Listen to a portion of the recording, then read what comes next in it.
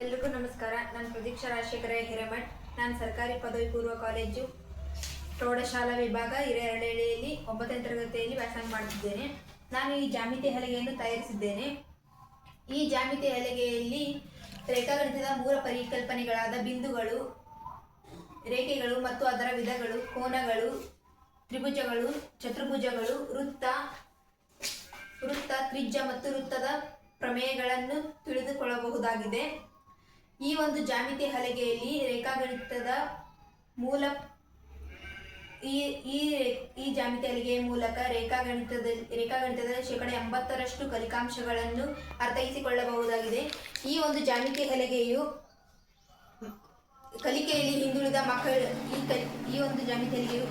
ಹಿಂದುಳಿದ ಮಕ್ಕಳಿಗೆ ಸಹಾಯಕವಾಗಿದೆ. ತಿಳಿದುಕೊಳ್ಳಲು ಮತ್ತು ಅರ್ಥೈಸಿಕೊಳ್ಳಲು ತುಂಬ ಸಹಾಯಕವಾಗಿದೆ.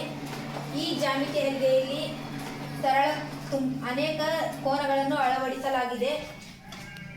ಇದರಲ್ಲಿ ಸರಳ ರೇಖೆಗಳು ಮತ್ತು ಕೋನಗಳು. ಈ ರೇಖೆಗೆ 0 ಅನ್ನು ಸೆಟ್ ಮಾಡಿದಾಗ ನಮಗೆ ಲಘು ಕೋನ ದೊರೆಯುತ್ತದೆ.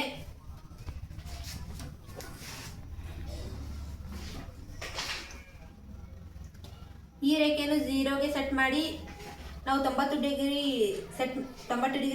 ಸೆಟ್ ಮಾಡಿದರೆ ನಮಗೆ ಲಂಬಕೋನ ದೊರೆಯುತ್ತದೆ. ಮತ್ತು ನಾವು ಒಂದು ರೇಖೆಯನ್ನು 0ಗೆ ಇನ್ನೊಂದು ರೇಖೆಯನ್ನು 180 ಡಿಗ್ರಿಗೆ ಸೆಟ್ ಮಾಡಿದಾಗ ನಮಗೆ ಸರಳ ಕೋನ ದೊರೆಯುತ್ತದೆ.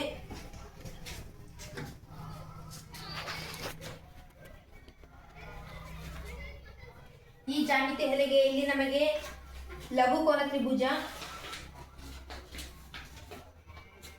ಲಂಬಕೋನ ತ್ರಿಭುಜ, ಇನ್ನು ಅನೇಕ ಕೋನಗಳು ದೊರೆಯುತ್ತವೆ.